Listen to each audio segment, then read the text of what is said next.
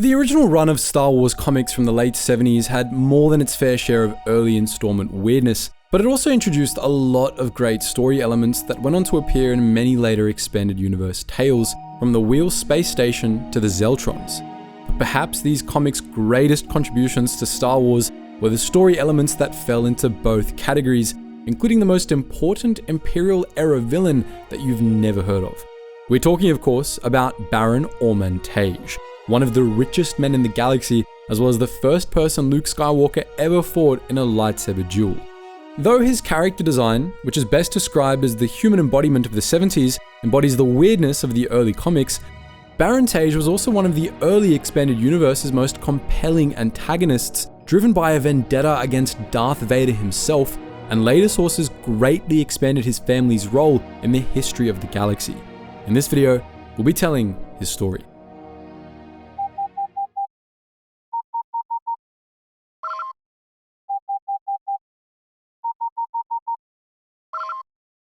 Attention, Sergeant on deck!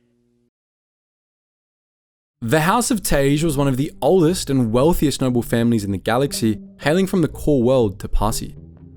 The house's progenitor represented Tapasi at the signing of the Galactic Constitution in 25,053 BBY, becoming a founder of the Galactic Republic. Their descendants went on to play prominent roles in the Republic all throughout its history, making the Tagge family increasingly wealthy. Tapasi granted the House of Tagge a chain of islands as a hereditary barony, and the Tagges even had their own private army, consisting of more than 1 million soldiers and 5,000 capital ships, including the Titanic Tagge battlecruisers by the Imperial era. The most well-known of the Tagge's many ventures was the Tagge Company, one of the largest megacorporations in the galaxy, more commonly known as Tagge Co. Tagge Co began as a construction company, but it quickly blossomed into a galaxy-spanning megacorporation with a hand in just about everything. It started when Tagge Co's material suppliers were unable to provide the necessary raw materials to build a new starport on Runa, leading to the Tagges to simply build their own supply chain, buying up a scattering of worlds to start mining operations on, as well as refineries and factories to convert raw ore into usable materials. When other megacorporations attempted to slow Tagge Co.'s growth by refusing to sell them ships, Tagge Co. simply acquired a shipbuilding firm and started making their own. By the time of the Clone Wars, this pattern had continued until Tagge Co. was practically its own economy, with hundreds of subsidiaries. It was involved not just in construction, mining, manufacturing, and shipbuilding, but also medicine, computers, security, pharmaceuticals, publishing, journalism, and even fast food. The company's subsidiaries included the Tagge Mining Company, Tagge Industries Shipyards Limited, the Tagge Restaurant Association, Trust Heavy Transports, Lentillion Shipwrights, Bonadun Heavy Industries, Mobquet Swoops and Speeders, Goix Computers, and Gal Resource Industries. It also ran the galaxy's most popular fast food chain, the Biscuit Baron, which used Baron Orman Tagge as its mascot during the Imperial period. The massive scale, wealth, and power of Tagge Co., which outright owned planets all across the galaxy, made the reigning Baron or Baroness of the House of Tagge one of the most powerful people in the galaxy. During the Republic's final decades, Tagge Co. was one of many massive megacorporations in the galaxy, and it was closely associated with two of the others, the Trade Federation and Techno Union. However, the Clone Wars would see Tagge Co. eclipse all the others, and for one simple reason. While most of the galaxy's other megacorps supported the CIS during the Separatist Crisis, Tagge Co. supported the Republic, and it did so aggressively. During the early stages of the Separatist Crisis, when most other corporations were still waffling about neutrality, Tagge Co. condemned the Separatist movement and began framing itself as a patriotic and firmly loyalist enterprise, and it began doing symbolic, but largely meaningless things like packaging collectible trinkets representing historical heroes of the Republic with Biscuit Baron's kids' meals. During the Clone Wars, Tagge Co. put its money where its mouth was, contributing its industrial might to the Republic war effort. It was during the Clone Wars, in 21 BBY, that Orman Tagge became the new Baron of the House of Tagge. At the time, Orman was just 17, but he was already extensively involved in the family business, and he quickly settled into his role as the head of Tagge Co. Orman was the eldest of 5 siblings, with the other being Silas, Cassio, Ulrich, and Domina. Most of the other Tagge siblings looked up to Orman, who was groomed to be Baron from a young age, and Ulrich and Domina in particular revered him. The only exception was Silas Tagge, a born scientist who often fought with Orman as his pragmatism clashed with Orman's more romantic outlook on the world, though the two got along quite fine when it came to business matters. Of the four, Orman was closest with Domina Tagge, his younger sister, who he was fiercely protective of. By the time he became Baron, Orman Tagge was actually already involved in a secret project for the Republic military. From a young age, Orman had a knack with machines, and in the years leading up to the Clone Wars, he had masterminded and overseen a secret Tagge Co battle droid program. This program was intended to create the ultimate droid soldier, one that could easily tear through the droid armies of the Trade Federation and its allies, and Orman intended to sell the finished product to the Republic. Orman frantically rushed the first of his new battle droids into production, and he ordered his researchers to begin testing the unit immediately. This droid was L8-L9, an extremely agile and maneuverable droid with built-in flamethrowers, plasma cannons, and fingertip blades. The droid performed well in initial testing, and Orman pitched it to Supreme Chancellor Palpatine as a potential replacement for clone troopers fighting in hazardous environments. Tagge hoped the droid would ultimately be able to replace the clones entirely, and that this would bring him favor with Palpatine. Unfortunately for Tagge, he decided that the L8-L9's final test would be a free-for-all arena battle on Ratatak, where the prototype was ultimately destroyed by Asajj Ventress. This, plus Orman's ascension to the role of Baron of the House of Tagge, led to the L8-L9 program being shuttered. But the new Baron Tagge found other ways to contribute to the Republic war effort. A month after his ascension, the director of the Senate Bureau of Intelligence, Armand Issard, recruited Baron Tagge to chair a think tank within the Analysis Bureau of Republic Intelligence. This think tank consisted of some of the Republic's foremost technologists, and their job was to brainstorm new initiatives and technologies that would give the Republic an edge in the war. In this capacity, Baron Tagge played a key role in shifting the Republic's industrial base onto a war footing. At the same time, Orman took advantage of other megacorporations' secession to expand Tagge Co greatly, further diversifying its assets and increasing its power over the Republic economy. He got Tagge Co involved with the corporate sector, a small corporate-run fiefdom in the Outer Rim, and became a founding member of the Galactic Corporate Policy League, a group of wealthy industrialists that provided economic policy advice to Supreme Chancellor Palpatine, pushing him to weaken labor rights and restrictions on slavery. All told, Baron Tagge saw the Clone Wars as an opportunity, and he seized it, greatly increasing Tagge Co's influence and making himself one of the most powerful people in the galaxy. When the Republic, now the Galactic Empire, emerged triumphant from the Clone Wars, Tagge was in an ideal position to reap massive profits. In fact, after Emperor Palpatine himself, Baron Tagge arguably profited the most from the end of the Clone Wars. With the defeat of the Confederacy of Independent Systems, the many megacorporations that supported it were nationalized and liquidated by the Empire, which handed off their assets to loyalist megacorporations. Tagge Co was the biggest beneficiary of this policy, seizing a large chunk of former Trade Federation, Techno-Union, and Commerce Guild assets, and in the process, Tagge Co also took over a large chunk of the corporate sector. But this still wasn't enough to satisfy Baron Tagge's ambitions. Shortly after the end of the war, Tagge and the Galactic Corporate Policy League proposed a reorganization of the corporate sector. This proposal greatly expanded the size of the sector and placed it under the exclusive, independent rule of the Corporate Sector Authority, a massive conglomerate that corporations from around the galaxy could become a part of. Tagge Co, of course, would become the largest part of the CSA, and within the corporate sector's borders, it and the other member corporations would own everything. There would be no labor or anti-slavery laws, and those living in the corporate sector would do so according to the whims of the corporations that ran it. Tagge transformed the sector into a private fiefdom for him and other plutocrats, where they could operate free of imperial supervision at the cost of paying regular taxes to the Empire. Emperor Palpatine approved the Policy League's proposal, and Tagge's vision for the corporate sector was realized.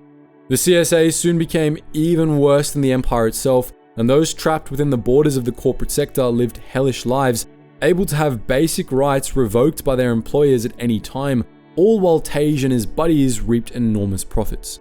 Baron Tagge eventually became the head of the corporate sector authority, though he was far from the only corporate executive to be involved with it. All the while, the Baron strengthened Tagge Co.'s partnership with the Empire. The House of Tagge's private military began working with the Imperial Navy, and Tagge Co. continued to eat up larger and larger chunks of the Imperial economy.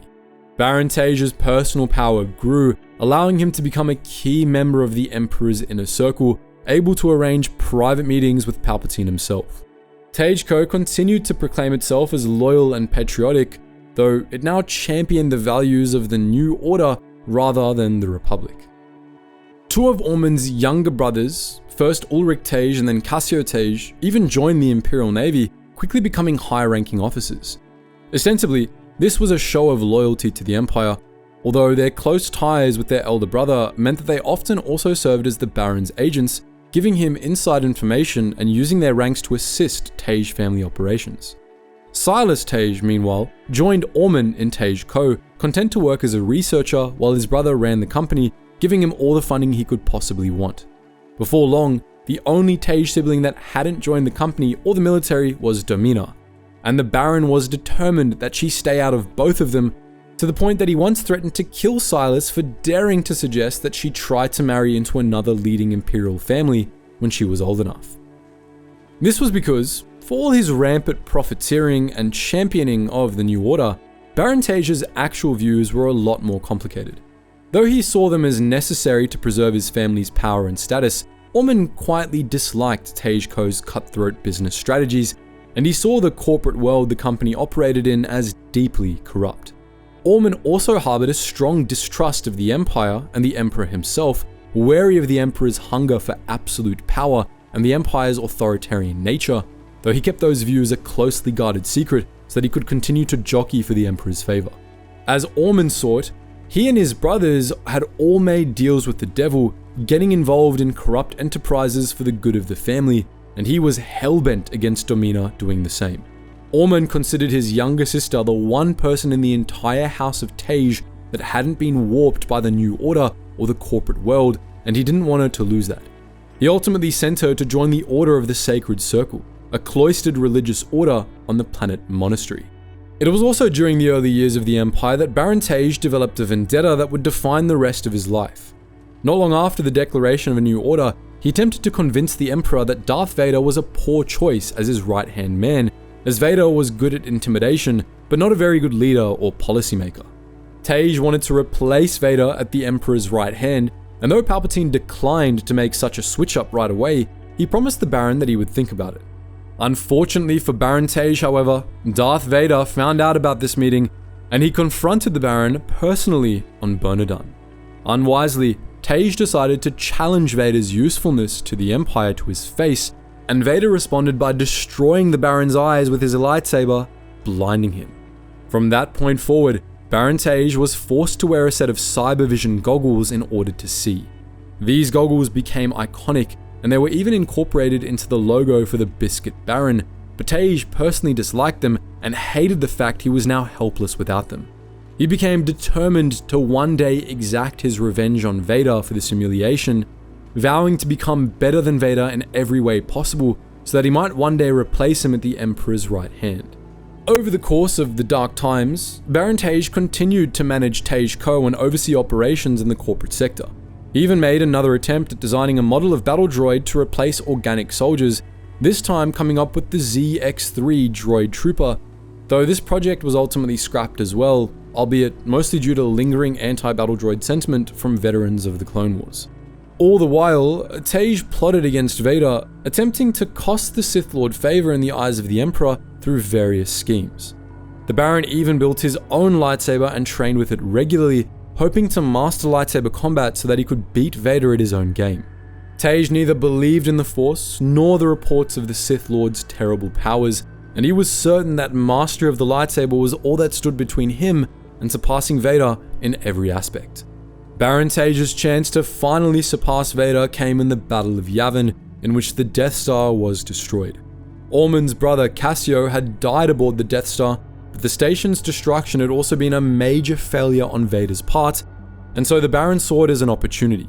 He went through channels to get Ulrich Tagge, his sole remaining military liaison, appointed as one of the commanders of the Imperial fleet assigned to blockade the Yavin system in the wake of the battle, and through Ulrich, he arranged for part of the blockade to be handled by the House of Tagge's private navy. The Baron hoped to finally usurp Vader's role in the Empire by doing what the Sith Lord had failed to do: destroy the Rebel Alliance. Tagge began by one-upping the Imperial fleet assigned to the Yavin system. On Baron's orders and with assistance from Ulrich, Silas Tagge built a station that could generate safe passages through the storms of the gas giant Yavin Prime, allowing the Tagges to carry out long-range fighter attacks on Yavin 4 with far greater efficacy than the Imperial Navy had been able to. Tagge's forces carried out repeated bombing campaigns against the Alliance's headquarters before their station was destroyed by Luke Skywalker.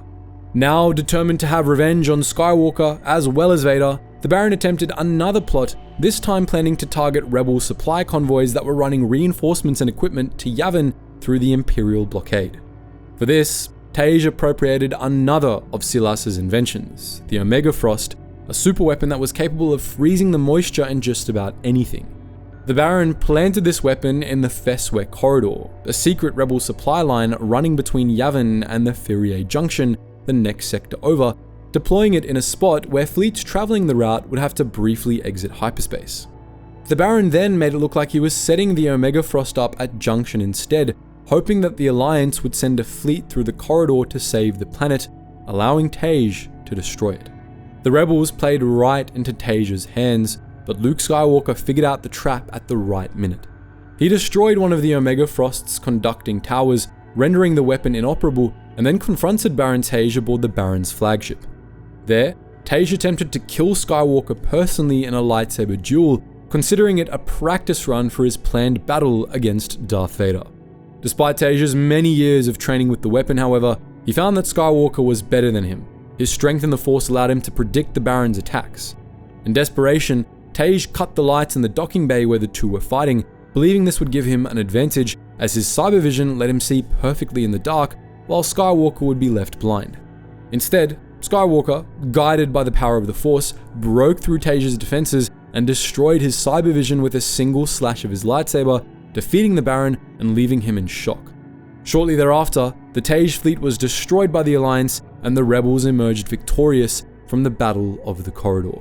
The galaxy was led to believe that Baron Tagge, as well as his brother Silas, died in the battle. The title of Baron of the House of Tagge fell to Ulrich, who left the Imperial military to take over Tagge Co. But both Ormond and Silas had actually survived, albeit with critical injuries, and after their defeat in the Feswek Corridor, they had been found by agents of Darth Vader. Vader had the two men kept in a coma and used them to effectively control Ulrich, threatening to cut their life support if the new Baron Tagge ever moved against him. Vader, determined to repay Ormond for his many schemes, then traveled to Monastery where he met with Domina Tagge and told her that Luke Skywalker had been responsible for her brother's death. He was able to manipulate Domina into helping the Empire set a trap for Skywalker on Monastery, encouraging her to embrace her hatred for her brother's supposed killer. Domina lured Skywalker to Monastery, as Vader had planned, supposedly so that the Sith Lord could kill him for his role in the destruction of the Death Star. Ormond Tagge awakened from stasis in the middle of the encounter at Monastery, learning, to his horror, that Vader had successfully corrupted Domina. Upon being confronted by Vader, Ormond begged the Sith Lord to kill him, but Vader had other plans. He sent Tagge to battle Skywalker in his place on Monastery's surface, planning to study the young Jedi and learn what he was capable of. Vader used the Force to make Tagge appear to be like him, and the former Baron fought Luke Skywalker once more. Yet again, Tagge lost, and this time he was killed at Skywalker's hand. This led Domina Tagge to seek revenge against Skywalker, and all of Ormond's attempts to keep her safe and uncorrupted ultimately amounted to nothing. In his time, Baron Ormond Tagge was one of the most powerful men in the galaxy, but his wealth, his influence, and even his skill with the lightsaber meant nothing against the power of the Force. In the end, his two rivals were able to destroy everything he cared about, foiling his schemes, corrupting his sister, and leaving him utterly beaten.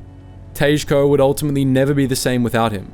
Ulrich managed the company much more conservatively than Ormond had, and after leaving the Order of the Sacred Circle, Domina usurped his role in the House of Tagge, declaring herself Baroness and taking control of Tagge Co. In her request for revenge against Luke Skywalker and Darth Vader, she undermined the company's ties with the Empire, weakening Tagge Co. considerably. After the fall of the Empire, Tagge Co. was subjected to severe retribution over its extensive support of the New Order. Its assets were seized, its executives were jailed or assassinated, and the company withered. Before long, Tagge Co. went from being the largest and most powerful corporation in the galaxy to losing everything except a single facility on Sepasi. The House of Tagge experienced a similar fall from grace, never to return to the heights Orman had led it to. So, that's the story of Baron Orman Tagge, the most important Star Wars character you've never heard of. But what do you think? Would you like to see this guy in live action one of these days? Let us know your thoughts in the comment section below. And as always guys, thank you so much for watching, and I hope to see you in the next video.